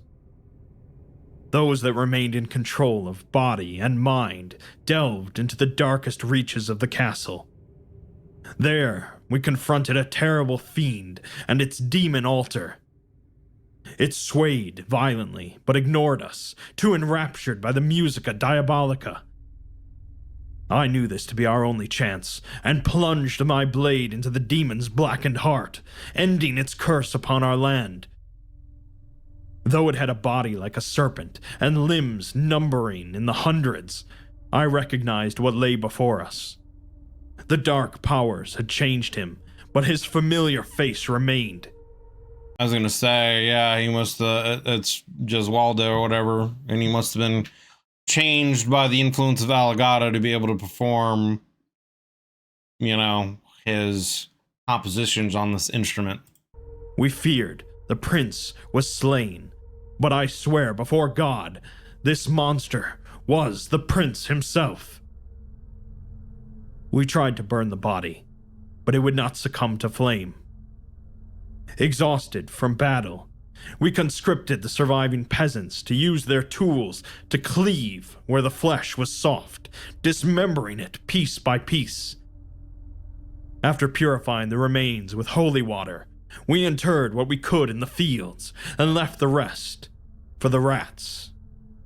I feel like that's a bad As for that idea. horrid altar, we dared not look upon it, and instead chose to collapse the way. With the aid of black powder, we brought ruin to the mad prince's sanctum. The castle still stands, but I would not blame you if you chose to raze it to the ground, and perhaps the town with it. Christendom must not know what transpired. Respectfully yours, in Christ, Urbano Fiorenzi, Grand Master of the Unseen Order of St. Jude. So, to recap, Quite the tale. a militant order of knights serving the Roman Church went on a crusade against the castle of Gesualdo, laying siege to it and its monstrosities for weeks. They eventually had to deafen themselves so that they weren't turned. They went inside and saw such horrors that some ended up killing themselves or were corrupted themselves. They fought their way down and found what they called the prince himself, some kind of serpent-like creature with hundreds of limbs sitting there playing this music, which I assume is Gesualdo, right? The original creator. I believe I'm saying his name correctly. SCP-6624 was playing continuously, so the knights were forced to cut off their ears and cauterize the holes to deafen themselves, eventually fighting their way into the inner sanctum, where they found a transformed Gesualdo enraptured by the music. After trying to burn him and failing, they got the locals to butcher him into pieces and scatter the remains in the field. See, and I feel like that would be a bad idea, right? Because, like, if they can't burn the remains, I feel like the remains would eventually start corrupting the land and just lead to other problems, right? I don't know. I feel like that would be something you would need to do something more with. What, I don't know. I don't know what they would be able to do, you know, how they could, like, inter it and keep it from affecting the surroundings or other people. I don't know. Ending by sealing away the musical device with black powder. Well, that all sounds completely awesome. The Foundation has decided to cease all further testing of 6624. Yeah, sounds like a good idea. They also decided to check on Gesualdo's burial site in Naples, cracking it open to find only the bones of a pig. The lead researcher on the 6624 project, however, disagreed with the O5's decision to stop testing. I only found the remains of a pig, so I wonder if that means the remains were swapped at some point in time. And wrote a message to them. He says that 6624 has been his life's work, and he has now perfected his safety procedures. So what happened in Gesualdo 400 years ago will not happen again. Sounds like he's already been corrupted to me. There's still so much that they don't understand about the instrument, as it must have some true purpose, a method to its madness. Now I wonder, you know, because they said that only the Maestro del Rancore is able to play this, is that what he became? You know, did this entity take over his body and turn him into that, or was that what he was always destined to become, right? You know, through the creation of the machine and through the patronage of the Yellow Lord, did he turn into that? I don't know. From the tales, it sounded like this Maestro del Rancore was some other kind of entity of potentially even greater power. But again, it was stated that only he could play it, and you know, the inventor was turned into this serpent being. So I don't know, who knows? All their efforts and sacrifices will be rendered meaningless if they cannot solve this mystery. What mystery is there to solve? The O5s, of course, rarely change their minds just based on one short message. So O512 responds and says that 6624 has been deemed too unpredictable for further experiments. It presents no threat to normalcy as long as it remains secured and unused, not played. And resuming studies to fulfill the doctor's curiosity is not worth the clear risk. They thank him for his years of research, and he and his team will be properly reassigned in the near future. It doesn't end here, though. Of course not. You may remember from earlier on that the Foundation had actually captured a number of the anomalous individuals that had been part of the cult, and were currently inactive. On December 30th, 1999, they became active and breached containment through unknown means, appearing on video as if sinking through the floor of their containment unit before disappearing entirely. Seconds later, they reappeared at the provisional site built around 6624, hundreds of kilometers away. The site had minimal security, since the device was no longer being tested, and all 12 security personnel were killed within minutes. All relevant non-active MTFs in adjacent regions were ordered to converge on the site. Live surveillance footage showed the individuals being accompanied by a nude elderly male who appeared disoriented, possibly in a sleepwalking state. The anomalies manipulated the man into bypassing security parameters, I assume as he was eventually identified I would assume it's the researcher that wanted to continue the experiments. as the former head researcher, Yeah. Dr. Martinelli.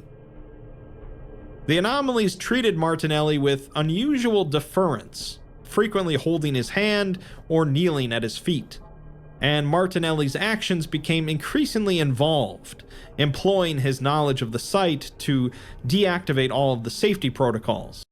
I wonder, did he get possessed by, you know, the inventor of this machine? Is his spirit in him now? Is the Maestro del Rancore, you know, some other kind of entity that can keep being transferred from individual to individual that gets obsessed with this, you know, anomalous instrument? I don't know. He was evidently cognizant, but his behavior was erratic and included fits of laughter, dancing, singing, and crying.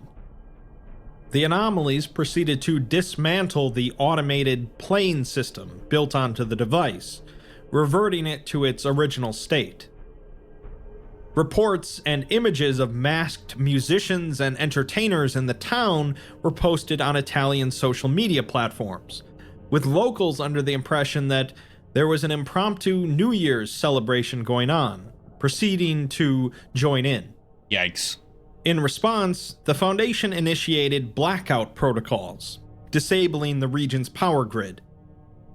By the time the MTFs arrived, there were hundreds of anomalous individuals throughout the town.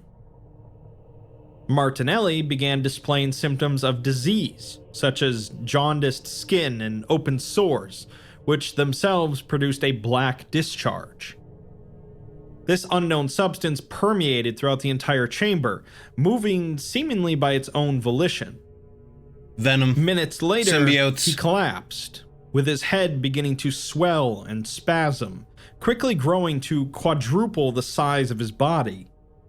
Jesus. At midnight exactly, an entity erupted from his expanded cranium, 9 meters long and resembling a centipede, with over 80 spindly humanoid arms and hands.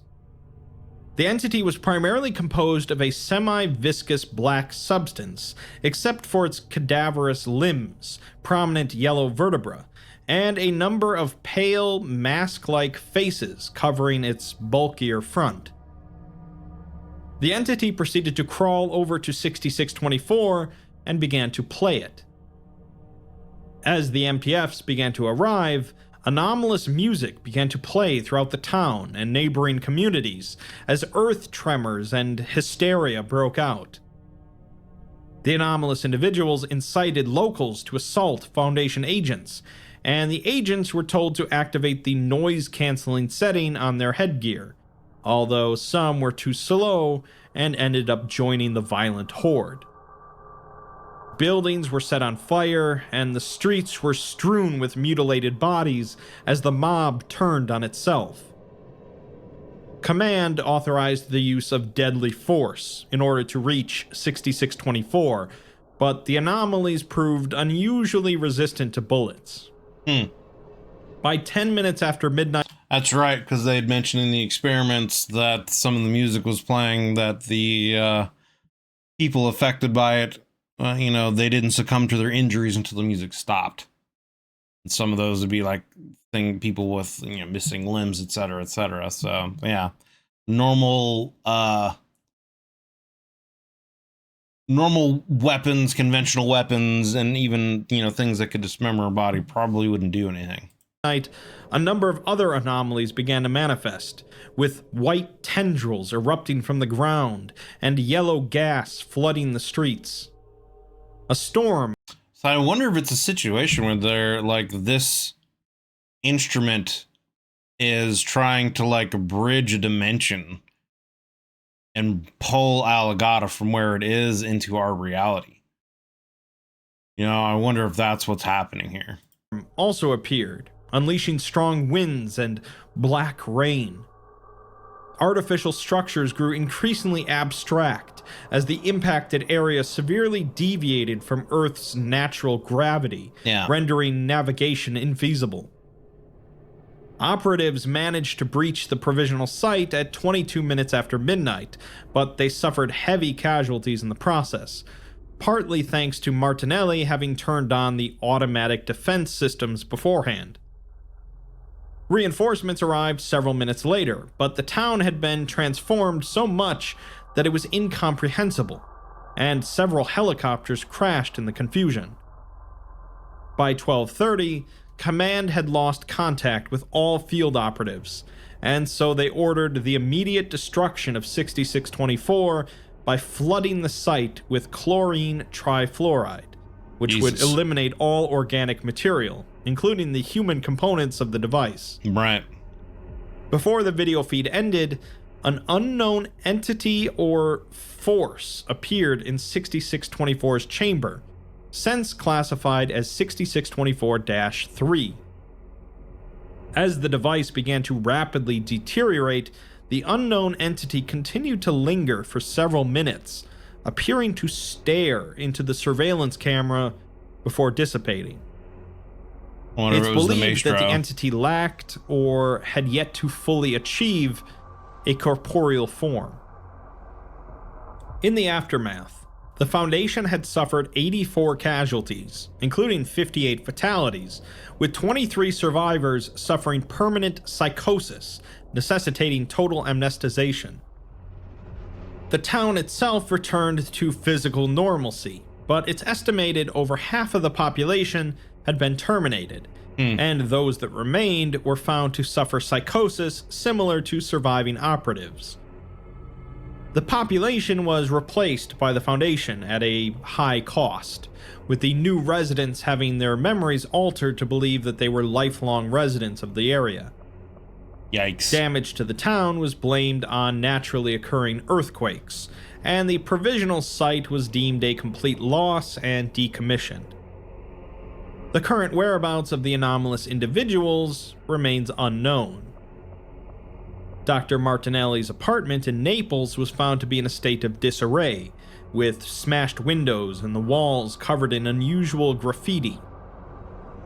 The graffiti included musical compositions bearing Gesualdo's special notations for 6624, as well as images of black stars, a crowned figure seated upon a throne, and what appeared to be a stereotypical jester impaled by a spear or stake.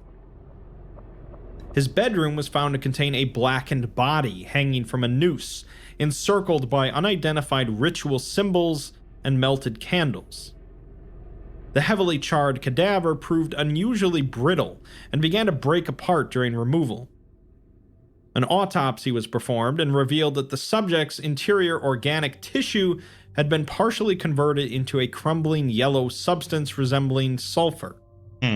No DNA sample could be retrieved, and despite the damage resembling that of acute radiation poisoning, no radiation could be detected. The wall facing the cadaver had been inscribed with a message, scrawled boldly over layers of composition. Translated from Italian, it reads, "Woe betide those who would silence our rapture. The choir must sing an eternal dream of lost Alagadda." So, the forces that rule Alagadda seem to be making regular attempts to connect our world with theirs, for reasons that are not entirely clear. Again, I can't help but note the similarities between this SCP and the King in Yellow, a major inspiration for the Hanged King's mythos in the SCP universe. In the Cthulhu mythos, Hastur is a great old one that rules over the mysterious and mythical city of Carcosa, located somewhere near Aldebaran. Hastur is not as hands-on as, say, Cthulhu, but instead influences people on Earth from afar, particularly those gifted in the arts, primarily through the use of symbols, which would make sense. Yellow sign. Which would make sense with what's going on with the various artists in different mediums, painters, sculptors, etc., all being influenced to create works of art that seem to connect to Alagadda. Those influenced by Hastur also called The King in Yellow, will create great and enigmatic works of art based around Hastur and Carcosa, such as the maddening play itself, The King in Yellow. These influences on SCP-6624 are pretty clear, but the Hanged King is ultimately a more mysterious and tragic figure than Hastur. Right. Although, in James Blish's short story, More Light, where he writes out a full version of the King in Yellow play, the King in Yellow rules in the city of Hastur because he's been exiled from Aldebaran. I think I'm just rambling at this point, so to conclude, the Foundation is going to have to continue to be vigilant if the Hanged King, or at least the Ambassador and the Yellow Lord, have their sights set on Earth. Quote or no quote? Quote. The ambition of Caesar and of Napoleon pales before that which could not rest until it had seized the minds of men and controlled even their unborn thoughts. You're speaking of the King in Yellow. He is a king whom emperors have served. Robert W. Chambers, The King in Yellow. Well, there you have it. That was SCP-6624, El Maestro del Rancore. I mean, a very interesting, very fascinating story, and so far out of everything that has to do with Alagadda, seemingly the most, detailed out of them. It is very interesting, that it seems like throughout history in the SCP universe here, various, artists of different mediums, like I said, have, seemingly fallen to madness of some sort and end up creating works of art that connect people to Alagadda in some way. And it definitely does seem like, especially with this tale in this instrument, that for whatever reason they are trying to enter our world. Maybe at one point in time, I believe in one of the SCP tales, it was said that Alagadda potentially may have actually been, a real city that existed somewhere, in Europe, somewhere around Italy at some point in time, and through maybe some anomalous means had disappeared, whether it was because of things that happened with the Hanged King or not, and then, knowledge of it has been kind of forgotten, hence the name, the Forgotten, city, or the Forgotten, country, or whatever. But it seems like, they're wanting to, enter our world or bring more people from our world. They want to have some kind of foothold, it seems, in our world, and to bring people to Alagadda and the Hanged King in some way. I still personally, this is just my own personal headcanon, think that the Hanged King is some kind of, like I said, it's some kind of god-like entity, some kind of powerful being that has, maybe it was tricked,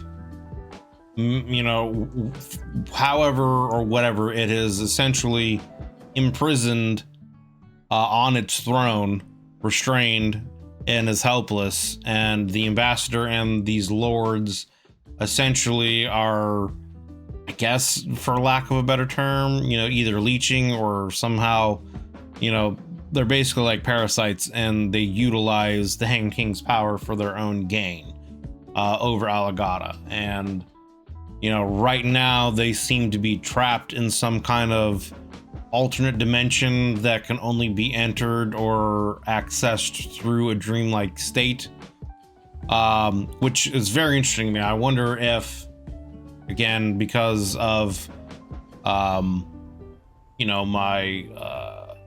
going through the Cactus verse with the Children of Night, I wonder if somehow they have some kind of influence there, because of their nature. They can only communicate through dreams, etc. But it seems like, Alagadda is some kind of is stuck in some kind of dimension that can only be accessed through dreams, and they want to come into actual reality in some way. I found it very interesting that there seems to have been like an actual real skirmish between the church and a secret order of the church, and what they are calling demons, you know, that happened at this castle. And it seemingly, yeah, that beings from Alagadda were leaking through and corrupting the townsfolk because of this, you know, instrument converting people and or just allowing them to come through. I still wonder, you know, about the Maestro del Rancore. It seems like it's the centipede-like creature that is, because it said that that being is the only one that can play it. So I guess potentially maybe people who get obsessed enough with it, with this instrument, become selected as a host for this entity to pass through into our reality, so that I can then play this, you know, instrument that seems to open a portal or open the reality of Alagadda to our world. And it seems like some kind of, maybe the Yellow Lord, you know, was trying to coalesce in our existence. Maybe that was the whole point of, you know, him making that dude his you know, becoming his patron to begin with. That was the whole plan that he had to start with, was to have him create this instrument so that he could enter our world physically, you know, because at the end there it's sounding like he was trying to coalesce into our world, but was stopped before he could finish. So who knows what the overall, I think that's part of what is so fascinating about the world of Alagadda, is it's very Bloodborne-ish, which is one of my favorite games. It's my favorite, you know, From game made, but it has, you know, very similar kind of eldritch horror themes to it, but it's also still very mysterious. You know, what really is the world of Alagadda? Who really is the Hanged King? Who really are these lords and the ambassador? What really are their goals and what they're trying to do and accomplish? Do they have any? You know, it seems like other beings as well from other potential regalities or dimensions are able to get to Alagadda as well, from what we've been told from other SCP stories. So yeah, it's just, it's very mysterious and intriguing. And it also, you know, the whole themes of excess going on as well are like, what is that all about? You know, what does that play really into? Does it have any kind of actual meaning or not? Yeah, I don't know. Alagadda, the whole thing with Alagadda and the Hanged King are just, it's very fascinating to me, and it's definitely one of the facets of the SCP universe that I would love to keep learning more about. There just apparently, from what I understand, aren't a whole lot of tales and stories about Alagadda and the Hanged King out there at the moment. But as I also said, I think I feel like, you know, it would be fascinating to see maybe a character and some stories from the perspective of this, you know, Order of St. Jude from the church, and that maybe there was you know, a time, whether the SCP was around or not, or they were just still working in the shadows and the church didn't know about them, where there was some kind of, you know, this order of warriors that were going around Europe and potentially the world, combating these anomalous things, and they themselves trying to contain it, you know, through whatever means they had available to them, and the church trying to keep some of these things secret, and or at least converting the stories into, you know, things about possession and demonic stuff, when maybe that wasn't necessarily the case. And maybe there are some relics of things that the church has that, you know, maybe they're using some SCP anomalies or had in the past that could allow them to influence people, and maybe that's part of how the church gained so much power, you know, back in the day. I don't know. I find that idea as a story to be interesting, an interesting avenue of something else that could be explored in an SCP, you know, canon of some sort. But great story, great, you know, fascinating and interesting story. And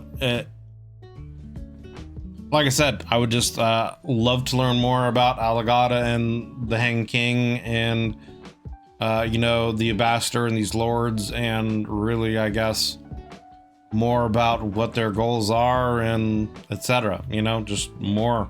Would love to learn more. But yeah, that was SCP-6624, El Maestro del Rancore from the Exploring series. Excuse me. Links will be down below in the description to the original video with my commentary and reaction, and to the Exploring series channel. Please do me a favor. If you enjoyed this video as we went through it, go over there and give it a like. And if you enjoy the Exploring series content and you're not already subbed to him, please do me a favor of going over there and subbing on the man's channel. He makes a lot of wonderful content, especially for the SCP universe, but he also has some great 40k content, and I believe some content for the Lord of the Rings. So yeah, if you're interested in checking out more of his content, go over there and do that, and hit that sub button on the man's channel. If you'd like to join us when we do these reactions live, there is a join button underneath the video, as well as a link in the description to the YouTube membership benefits and tiers that I offer.